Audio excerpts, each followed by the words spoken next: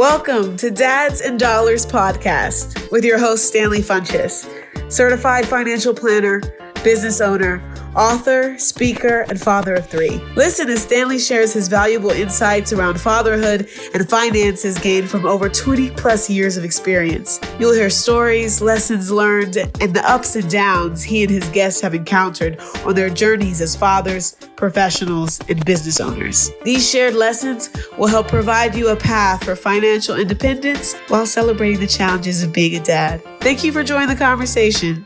Here's your host, Stanley Funches. Good day. Welcome to Dads and Dollars, the podcast where fatherhood and finances are woven into many life topics. My name is Stanley Funches. I'm a certified financial planner by profession and a father of three in this thing called life. We are glad you can join us for season 1, episode 25. In this episode, we're going to talk about divorce. We have two great experts who's going to join us on this podcast. So let's go ahead and get started.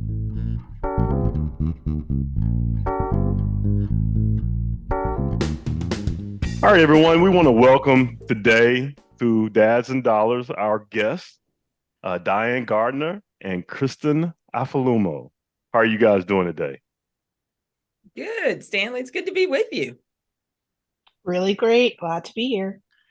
Well, look, I'm excited for you guys, not necessarily just because of the topic is exciting, right? Because we're not out here advocating for divorce, but people are getting divorced. And so we want to make sure we talk about the planning and the finances part of it. And I appreciate you for both of you for joining us on the podcast today, because you're taking your time out and allowing your expertise to flow through to various people out here who are listening. So I, again, thank you very much.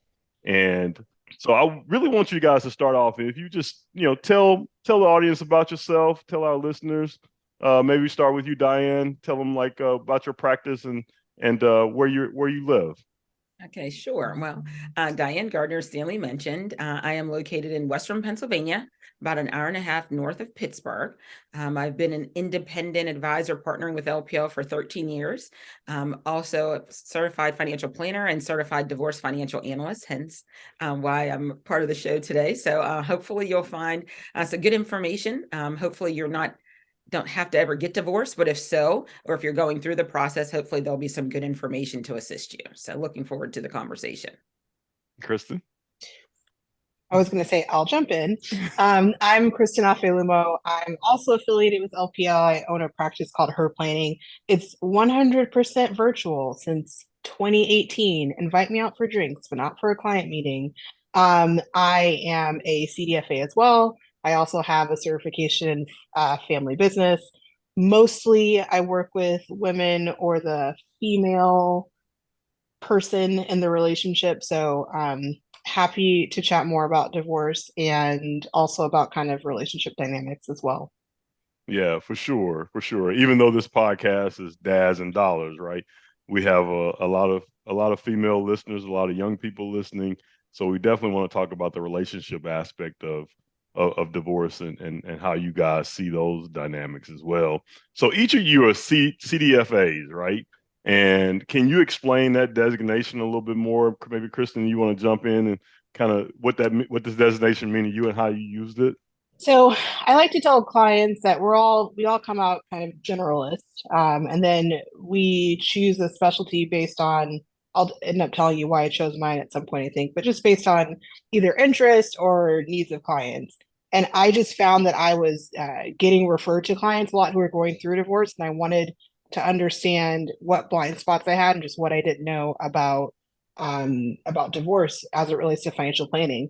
So the credential is just a series of classes around asset separation, sort of I'd say like the soft skills, the things that people are going through emotionally when they're going through a divorce, the process of divorce, just really specific knowledge about a divorce process, and also some more specific details around how certain assets separate by state, et cetera. That's really what it is about. They make you sit for a test, like back when you're in school, the proctor and all that stuff. So fancy kind of a board certification, but basically we know financial planning things, but also divorce specific stuff. That's what I would say. Yes, I would agree with that, Kristin, because there are aspects of the divorce, especially when you're looking at division of assets, things like, Social Security, some of those aspects that aren't always readily known, even with someone with a certified financial planning designation. So the CDFA definitely highlights those aspects for us. And then that, of course, helps us with the couple or the individual that we're working with. Yeah. So Kristin, you mentioned that you had more clients who were getting divorced. I know for me, in my practice, I went, probably 15 years in my practice, and I had one divorce in that 15 years. And then a season happened where the last 7 to 10 years, I probably have had 15 or 20 divorces. I mean, it really seemed like maybe it's because I'm getting older or whatever.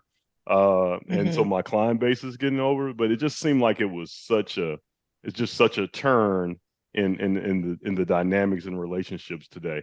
So when you were seeing those divorce cases come to you as a planner, what were those things that you were like, oh my gosh, my client may be missing this, or what were some of those things?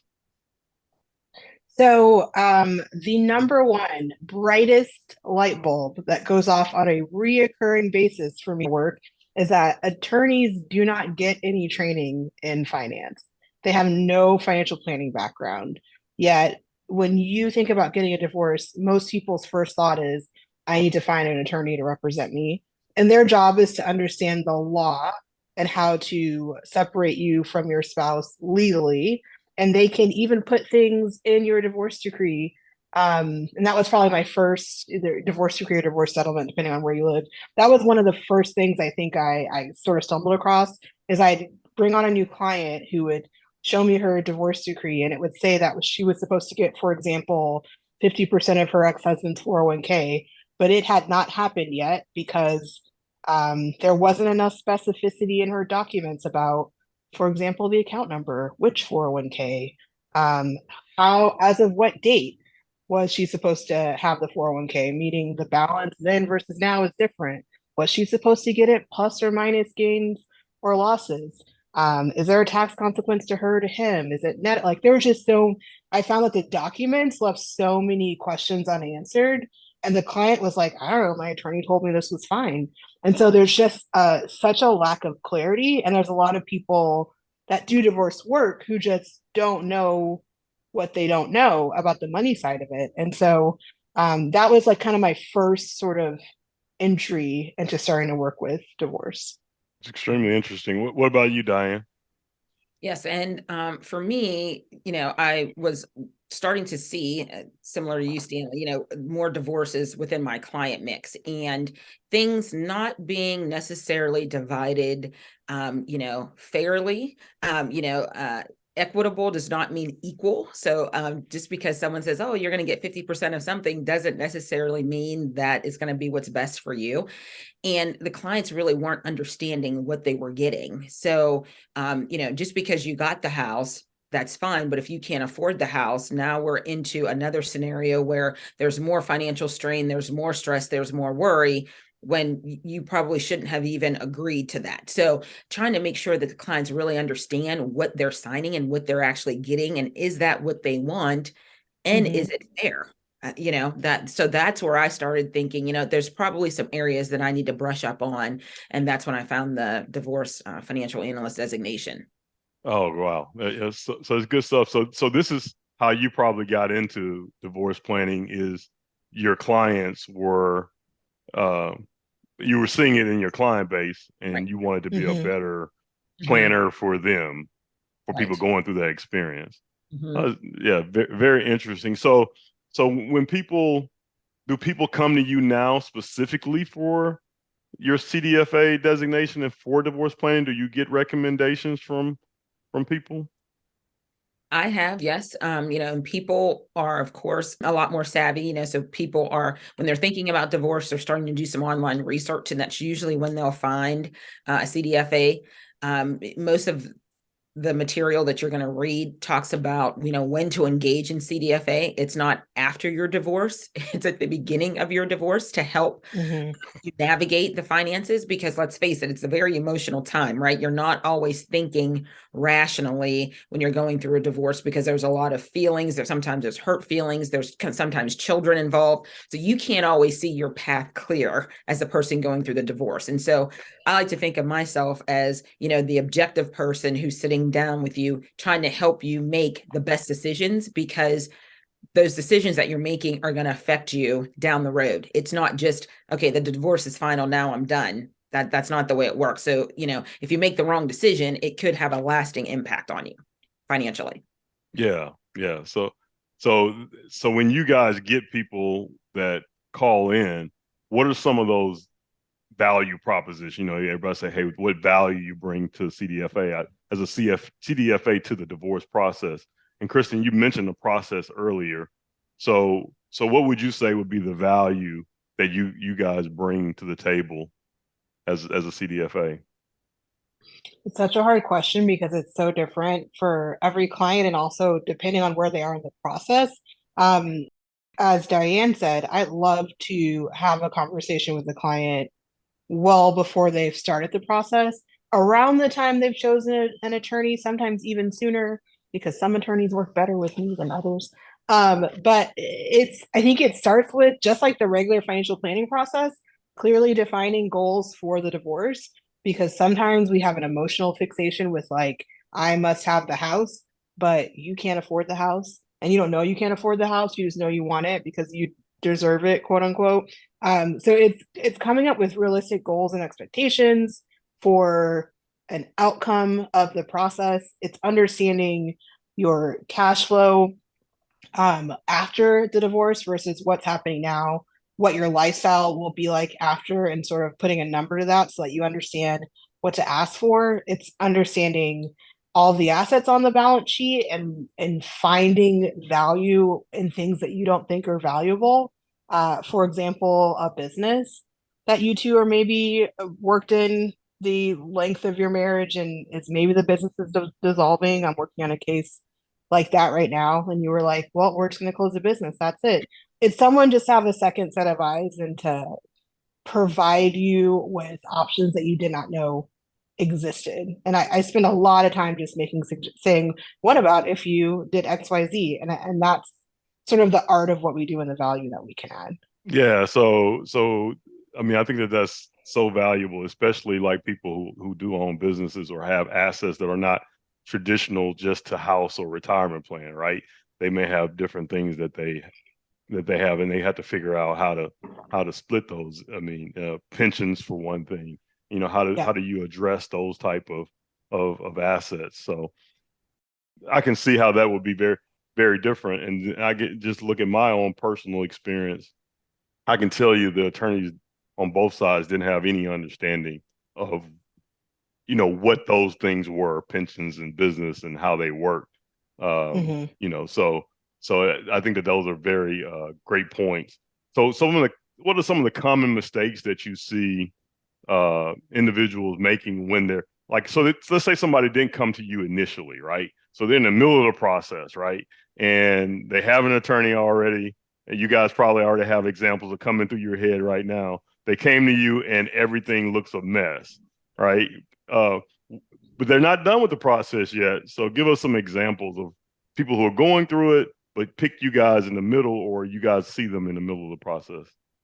Yeah, if for me, if you're in the middle of the process, we kind of have to back up and kind of start over, really. You know what I mean? So you may think, oh, we're almost done, we're going to be signing the paperwork, but then you're engaging me, and we just kind of have to back everything up because, we've got to go through, like Kristin mentioned, the process and, kind of evaluating what's what, getting their goals clear. Sometimes there's hidden information or information that, no one finds, on the list of documents that I have people bring in, tax returns and statements, and you know what I mean? How much of that is looked at and actually reviewed versus, okay, this is the most recent statement, I'm going to go after that. So, there's a lot there. So if someone comes in the middle of the process, we're actually starting over. a little bit on the finance side to kind of get things where we think that they should be. So unfortunately, that's probably not the answer people want to hear, but I mean, if you're engaging us, that's what that's what you're hiring us to do. So we do have to start over sometimes. Yeah, I would say it's an emotional fixation with a thing that you feel like you deserve or want. And because a lot of times there's a monetary value to it. So it's the house a lot of the time. It's an unhealthy obsession that you cannot self-identify with a specific asset. China, I hear the story around Tulsa about Beanie Babies. I wasn't there, but it's it's like that thing where you're like, my mother gave that to both of us, and just an unwillingness to settle. And so I think that's why it's so important that you are very clear on what an outcome, a successful outcome looks like before the process. So that way, someone in the process could say, "Hey, you said you'd be happy if you could pay all of your essential bills and have X amount in retirement by the end of this. You're not getting the China, but that wasn't on the list. Is that worth throwing this whole thing away over?" So I think it's really determining your price for peace early in the process, because it's like a death in that at the end of the relationship, all of a sudden, there's like this flurry of positive energy where you're like, we're getting along great. He took this, I took that, we separated everything. And then all of a sudden one thing happens and the wheels fall off. And you remember why we're here, why we're all in the first place. And so, Yeah. so I was going to ask you guys that, like, are all the divorces that you see, are they all contentious? I mean, or do you have, I mean, like, are people coming to you and then they say, hey, look, we have agreed on certain things already and we're in a good space enough to separate amicably? What would you say would be the percentages of contentious versus not so contentious? Yeah, I've done several collaborative divorces, which, if someone calls me initially at the beginning, that's something that I always want to have a conversation about, because, you're working together trying to resolve whatever the issues are, especially if there's children involved. Collaborative divorce is good. So in my world, I'd probably say, initially when I started as a CDFA, it was more contentious. I mean, people were, but I think over the years, people realized the damage of doing that. And so now the calls I get now are more collaborative. Like, we sat down, we don't know how to do this offset, or we're trying to figure out, how are we going to split the house or whatever, so I can see over time it has changed to now where people are looking more at collaborative divorce instead of the litigation route. Okay, so explain to me collaborative divorce. What is that? How do people do that? What is it and how does it actually work? Okay, so with a collaborative divorce, both of the parties, so the married couple, they each have their own attorney. Okay, but the attorneys are working collaboratively. So the attorneys are working with their respective client, and then you can bring in additional team members as needed. So I can be what's called a financial neutral in a collaborative divorce. So as a neutral, I'm working with both sides to explain and present to them, what would be a fair, equitable split of the assets, based on, the background of the case.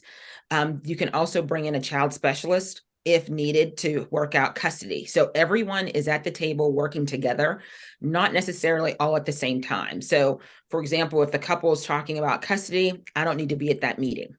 When we're talking about finance, the child specialist doesn't have to be there. So, but the attorneys are always there with their clients working together. So, it's not that someone, you don't have your own representation or you're not having separate meetings with your attorney. You can, but there's an agenda at every meeting. And so today's on the agenda are these 4 items that we're going to try to discuss and move past, work on getting a settlement on those items. And then the next meeting, it's another set of items. So it has worked well. But it's still hard. People, it sounds collaborative. It sounds really nice. But people still have meltdowns at the table. People are still screaming. People still have those emotions. It's just, we're trying to work through the divorce process instead of going the litigation route. Oh yeah, that sounds a lot better than any experience that I've seen or went through personally. So, like, can I sign up for that and That's right. Yes. Post divorce, sign up for that collaborative thing? Yeah. You could do a collaborative post now. It's available to you right now. Oh, right. well, no, it's Someone will good. do it. It's past time for me, but for people out there, yeah, you can definitely look at that. Hey, so Kristin, so Diane mentioned a collaborative divorce, and I know that you've talked to me about in the past about mediation. So what is there a difference? I mean, what's the difference there? Yes. So collaborative divorce is a type of alternative dispute resolution. So when people think about getting divorced, they think about how they see it on TV, which is I get an attorney, you get an attorney, we go to court and we fight it out. That does happen. It happens, I'd say, safely less than 5% of the time. Most divorces are filed what attorneys would call pro se, meaning I represent myself, you represent yourself, we sign the documents, we have a divorce. The judge signs off, it's done. There's sort of a sliding scale of I don't know how to say, I'm trying to think about it. There's sort of a sliding scale of like from pro se or going to court and or contentious and collaborative. And I'd say mediation is kind of on the collaborative end of the spectrum. So a couple could both come to me and say, hey, we want to get a divorce. We need one person to mediate our process. And I could just help them figure out, again, what their goals are, what assets they have, how to split it. The goal of both collaborative and mediation is for the clients to come to these agreements together and really for it to be their idea with their buy-in, keeping their family's agenda in mind. Whereas with the traditional process, if you can't decide immediately, it's up to whoever has the best argument that a judge could most easily kind of identify with and then sign off on. And so I like to describe collaborative as two attorneys, a financial advisor, and a therapist walk into a bar, because that is who is in the room most of the time. Like That's right. We're all in there together, and we're the whole team is here to help you figure it out. And so an attorney may make a suggestion based on how he or she has solved this problem or seen a client solve in the past. The financial may say, this is not based on what you're saying, that doesn't directly apply to the situation. Also, there's a tax consequence. We should consider this. And the therapist can say, stop shooting daggers at him with your eyes. And so we can all be in the room. And then we also have meetings in between kind of the meetings to make sure that we're all keeping the clients on track. And so ultimately, I think if more people knew that there were these alternatives to the divorce process, they'd be likely to choose either a mediation. And mediation can happen a bunch of different ways, but the one example I gave is two clients come to me and I sit in an office with them and help them figure it out, or a collaborative process where they each have attorney representation, but they also have some professionals in certain areas that can help, because an attorney is not a child therapist, it's not a therapist, it's not a financial person. Yeah, so those sound like really great alternatives. So in the mediation, I guess, so let me think about this and you guys tell me where I'm wrong. A collaboration, they're still going to work out agreements with their attorneys, but you're trying to come to some common resolution, a common goal that they then go talk to their attorneys about and come back to the agreement. A mediation, the mediator gives a recommendation based on those goals and objectives in that discussion. Is that how that ends? A mediation is typically just about where each party works with either a mediator, or each party could be accompanied by their attorney and a mediator. The mediator facilitates the conversation around the divorce, helps move the process along, and helps them come to agreements.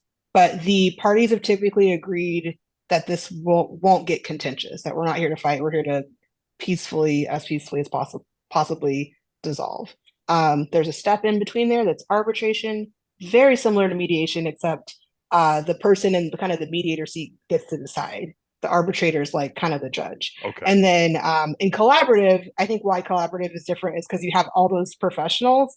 It's still the idea that we're all going to get in a room together and solve it for the benefit of our family. I think collaborative can be better in cases that have some complexity, because you want that extra professional in the room who, by the way, like I could not go to collaborative with my client.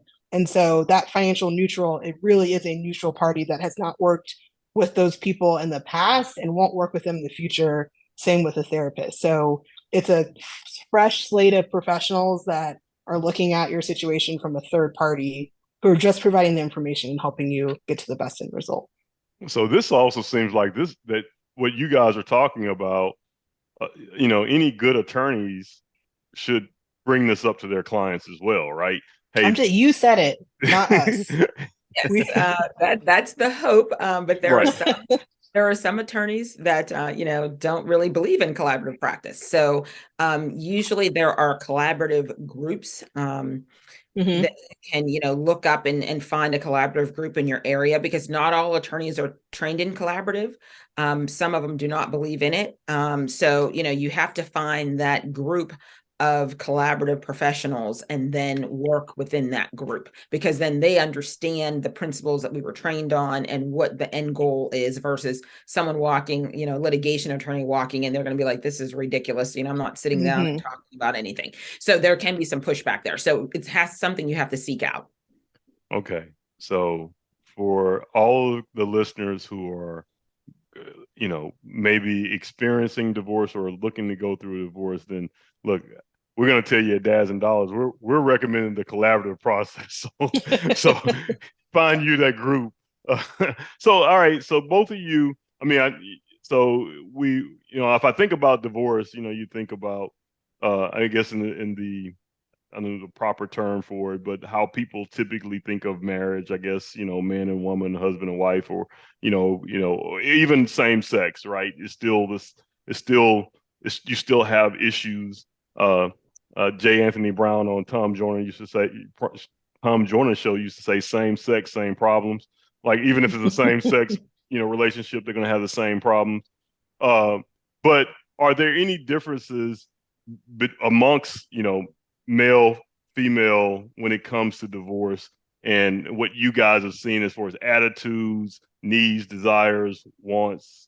Can you generalize in that sense, or is it more case by case? I think if I had to make a generalization, I would say sometimes there's a power dynamic, just depending on who the breadwinner is. Usually there's some type of control or power issue there. The other spouse is feeling as though they're lesser, or what I mean, and not really wanting to defend themselves against or fight for, per se, what they feel like they're entitled to. So I've seen, and in this example, women oftentimes, in relationships with men, they just want it to be over. So they just want to walk away from everything. I just don't want anything to do with this anymore. I'll sign off on everything. I just want it to be over. And that is not the best thing for you to do, because once you sign, 5 years down the road, you realize, now financially I'm in a little bit of a situation that maybe I wouldn't have been in. So that, to me, I think that whole power dynamic is something that I see a lot of still. Yeah. What about you, Kristin? I identified with, on behalf of my clients, the "I just want this to be over" statement. I find that is most often from the non-CFO spouse, from the spouse who didn't go to a job and the money is not in a 401k with their name in it. I think, depending on the situation, if there's infidelity, then that tends to change the dynamic to "I deserve everything and they deserve nothing." But I find that male versus female, there's always those things with money that we see more commonly. Women tend to spend more on lifestyle, men tend to spend more on large purchases, tend to be more bottom line. Women tend to be more like globally concerned. But I find that even if there's one set of characteristics that maybe matches the male partner, there's an opposite side across the table.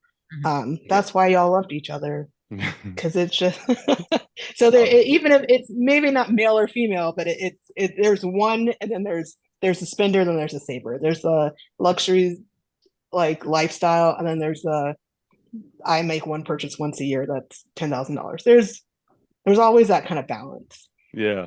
And so in this day and age, and I see it a lot in the financial planning piece, women are more educated, tend to be the breadwinner in many cases now, make more money, right? In many cases. Have you seen that in the dynamic of divorce, and how is that different? Does it change anything? I have seen it. It changes things a little bit, but there's still one spouse that always, handles the money and one that doesn't. There's always that dynamic too. So even though you may be the breadwinner, you may not be paying the bills and really know what goes on financially.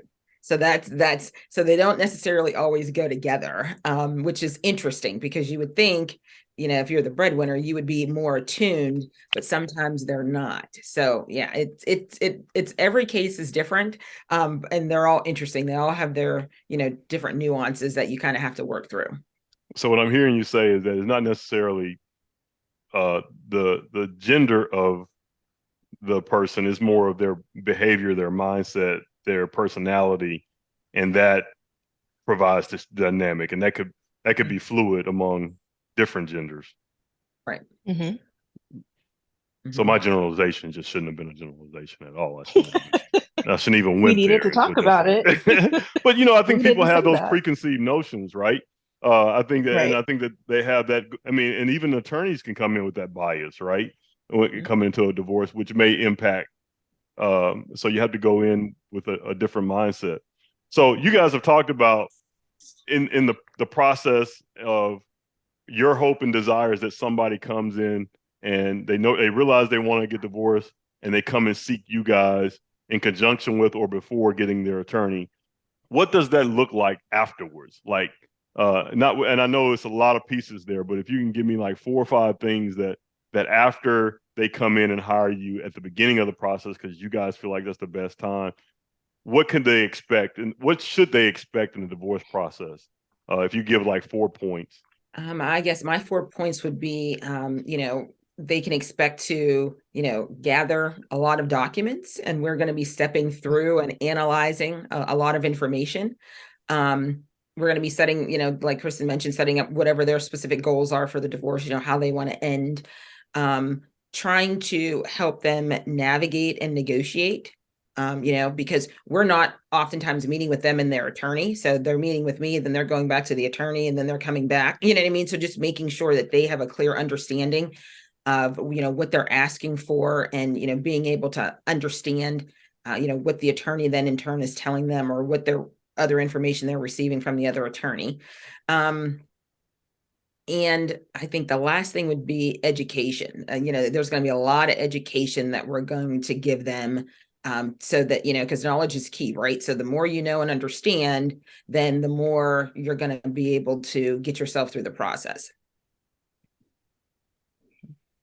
Right. I'd say all of that. I typically ask for where they are in the process, a document checklist, which is on my website, along with a goals checklist, which is also on my website. And I like to try to get an understanding, if I can, of what their lifestyle is like now and their cash flow now, so I can help them figure out if alimony is going to be something they ask for, or child support. And then there's so much. I think the thing I didn't expect in doing this kind of work is how long a divorce process is. So it's just really that checking in with, I really would love an introduction to your attorney. And that way I can check in with them, or I can communicate directly with them. If necessary, of course, keeping you in the loop as the client. But I think it's just a lot of checking in, like, are you okay? Do we need to talk about this? Sort of touch points along the way. Because can be kind of a long ride. Well, yeah. So I've known a few divorces that have taken anywhere from 2 to 5 years to get settled and to get finished. So, I mean, I'm sure there are some that are longer than that, but they can take a good bit of time. But these were all contentious, right? So I think those collaborative divorces would have saved a lot of money if they could have got to that point. So, do you have like an interesting divorce case that, again, protecting the names, that you can just kind of say, hey, give us an interesting nugget so that people can learn by, because this is the experience podcast, right? So, we're sharing our experiences so that people can learn, right? So do you happen to have anything that you're willing to share with us? Yeah, actually, I do. And then we mentioned this a little bit earlier about, businesses. Okay. So I had a couple that had a very, very successful business. There was some infidelity that happened. So now here we are in this divorce process. Okay. And it was a collaborative divorce. But one thing that both of them realized, and I think this is why they chose collaborative, was that they had built this really, really good business. And they knew that if they divorced and closed their business financially, it would have destroyed both of them. So they knew that somehow they were going to have to keep this business up and running. But the way they ran the business, one person stayed, like, let's say, at the home office, and then the other person traveled all the time. So that's kind of the way they ran it. They had, staff, they had, client management systems, they had everything. So what we came up with was we drafted their collaborative divorce decree and their partnership agreement. So they ended up keeping their business working together because they realized for each of them to separate and then try to restart and rebuild the business, it would never work. So I think that is a true testament to collaborative divorce, because they but they knew that. They were like, there's no way that, they were like, we get it, we're done as a couple, but they were like, our business, they were like, they had been in business for like 25 years. They were like, we'll never be able to restart again. So they were just going to work it out because one worked in the office, one worked on the road. They had all the staffing, and off they went. So they avoided mutual destruction is basically what. Right. Yeah, absolutely. That's what would have happened. Yeah. Absolutely, which was smart on their part. We gave them a lot of credit for that. So I think that was probably the most, because I was like, I've never done a partnership agreement in addition to the divorce, but yeah. So wow, that's very interesting, and that's probably better for them. I guess not only in just the first year or two of the transition, right? But seemingly if they can, manage this together, but also long term, right? I mean, probably from a planning standpoint, from a retirement standpoint, because they've probably interwoven so much of their financial life together, which for people who've been married a long time, I mean, you weave so many things together that how do you pull it out and make it fair where each person have equal chance at success, afterwards. And that should be, to me, that should be the common goal.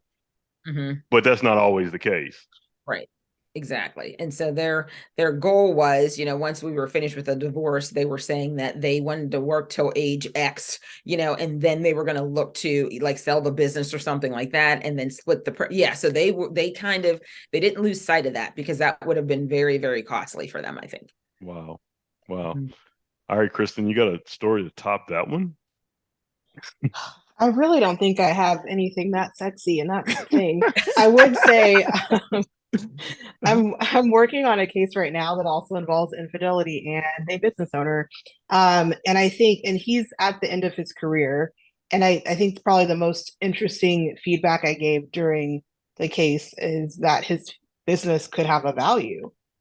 Everyone had sort of assumed, because the client said so, that his business, he was just going to close it up and that would be it. And what I've learned about attorneys is, as practitioners, because they're service-based like we are, and in the case of the client, he was service-based, attorneys tend to not think they can sell their practices, because many of them build it in such a way that when they're ready to retire, they just hand off their clients and there's no value there.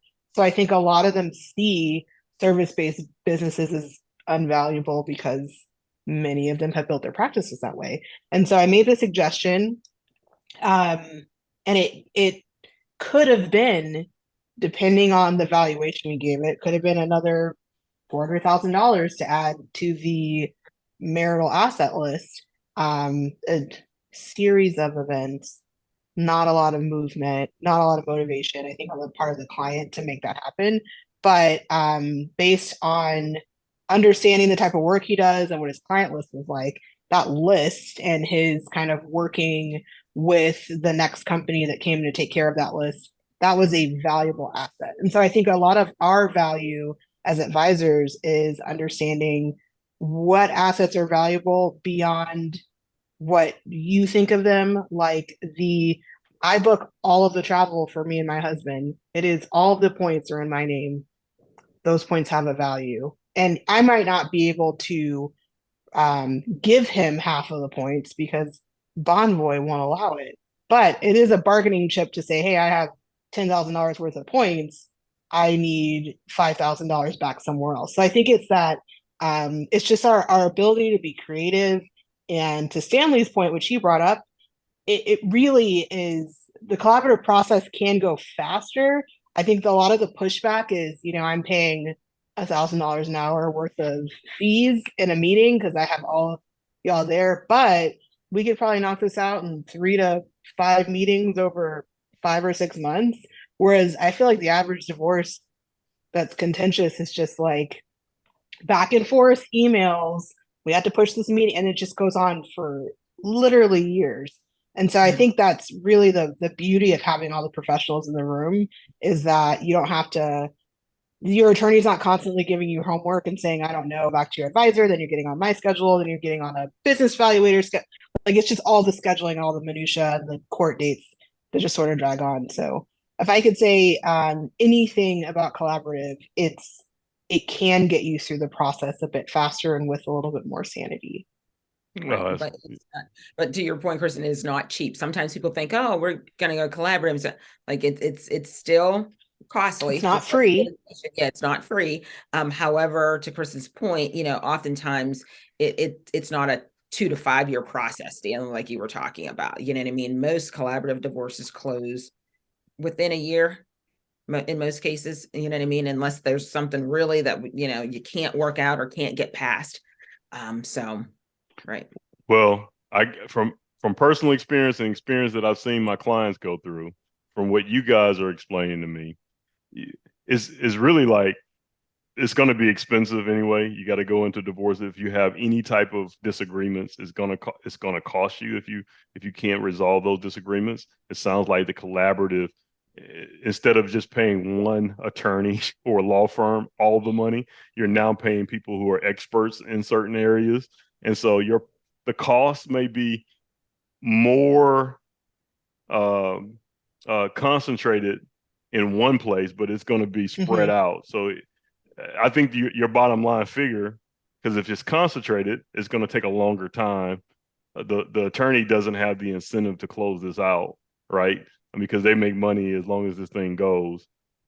On the other end, you're really trying to get to a resolution in as peaceful a way as you possibly can. So I got that. I've learned so much about collaborative. I hope I never have to use that personally again, but I can, and I hope I don't have to use it for my clients either. But if we do, we know we got that space. So you guys gave so much good advice, but if you had one quick thing that you could say, hey, this one piece of advice you would give, what would you tell people about divorce and go through the divorce process? No one wants to go first on this one. I have multiple things I would like to say. Okay. And I won't let you hold me back to one thing. I just didn't want you to take Diane. You might take her. I might, but she had a chance to jump in. Get organized, get all your stuff together. I think it's, people get real head in the sand around money. So just collect all the information. You don't have to look at it. Just send it all over. So know where you are, and have an advocate and ask your questions. So have an attorney, have a financial neutral or a financial planner. Even if you're going down a road that's more contentious, and they have an attorney, you have one, you can still hire a CDFA to just work on your side. It doesn't have to be collaborative, but have someone that's paying attention to the money and knows what they're looking at. And ask the question. Like, you're separating a life, and the life that you have beyond this is just will be completely different. And it's those little things you don't ask now that will just impact you so greatly and for the rest of your life. Ask the question, and if someone can't answer it, find someone else who can. Yeah. I think those are all great, Kristin. And to add to that, I would say, you need to be true to yourself, and identify, your new life going forward, which can take some time. And I would also say, to get a therapist, this is not easy. It's not an easy process. There's a lot that goes behind, a divorce. Even after it's over, there's still a lot of emotional issues that people have. So, I'm really a strong advocate for people getting a therapist and just having someone to talk all that aspect through too, because we're going to be handling, all the financial side, the attorneys doing the legal side, but, for your self-care and so that you're a better person going forward, I think you definitely need to talk to somebody about that. Oh, that's great. That's great. All right, so you guys can work with anybody, all over the country, correct? I mean, in this virtual world that we live in. So won't you share your information, how people can reach out and contact you? Take a few minutes here and share that. So probably the best place to reach me through my website at www.dianegardnerlpl.com. There's a booking link there. There's also on my website some information about CDFAs, kind of some of the areas that I'm able to assist with. Of course, you can check me out on, Facebook and LinkedIn, but I think, the best place would be the website with the scheduling link there. So. Yeah, you can find me on the internet, herplanning.com, herplanning on most of the socials, not Twitter, because women don't go on Twitter, and most of my clients are women. I share a lot of content on Instagram that's specific to Instagram, but on lots of good information everywhere else. I'd say too, if you're looking for, I physically am located in Oklahoma, but I have clients in a lot of states. If you're looking for someone that's local, then you should just do a search for CDFA in your state. I can work with you anywhere. Diane can work with you anywhere, but counties have real kind of specific rules sometimes. Every state law is different. It's not that we can't be valuable across state lines. We absolutely can, but sometimes like when you're looking for an attorney, especially, you want to make sure you get one that is familiar with your county. In your state might help. Oh yeah, that's a great piece of advice as well. Well, look, you guys have been awesome. I appreciate it. A wealth of knowledge. Now, look, divorce is a kind of a dark topic. We're not advocating divorce here, right? But we are saying that if you're having to go through the process, that sometimes marriages do end, and if you are going through the process, then this is a great resource, and we appreciate everybody for listening. So thank you guys for joining us on Dads and Dollars. Rate us, review us. We want those 5 stars. So thank you again, Diane. Thank you, Kristin. And we'll see everyone next time on the next episode of Dads and Dollars.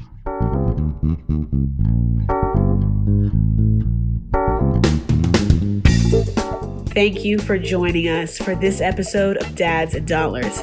If you found the information shared today valuable, please share with your friends and family via your social media. If you have a request for a future financial topic for Dads and Dollars, please email us at ask@dadsanddollars.com. For further information on your financial journey, you may purchase The Quest for Financial Independence, 10 areas of your financial planning you should not ignore, by visiting our website, dadsanddollars.com. The opinions voiced in this podcast are for general information only and are not intended to provide specific advice or recommendations for any individual. To determine which strategies or investments may be suitable for you, consult the appropriate qualified professional prior to making a decision. Individual tax and legal matters should be discussed with your tax or legal professional. Economic forecasts set forth may not develop as predicted, and there can be no guarantee that strategies promoted will be successful. All performance reference is historical and is no guarantee of future results. All indices are unmanaged and may not be invested into directly. Traditional IRA account owners have considerations to make before performing a Roth IRA conversion. These primarily include income tax consequences on the converted amount in the year of conversion, withdrawal limitations from a Roth IRA, and income limitations for future contributions to a Roth IRA. In addition, if you are required to make a required minimum distribution, RMD, in the year you convert, you must do so before converting to a Roth IRA. Asset allocation does not ensure a profit or protect against a loss. There is no assurance that the techniques and strategies discussed are suitable for all investors or will yield positive outcomes. The purchase of certain securities may be required to affect some of these strategies. Investing involves risk, including possible loss of principal. Guests and their companies are not affiliated with or endorsed by LPL Financial or Intellis Advisory Group. Securities offered through LPL Financial, member FINRA, SIPC. Advisory services offered through Intellis Advisory Group, a registered investment advisor. Intellis Advisory Group and Intellis Wealth Management are separate entities from LPL Financial.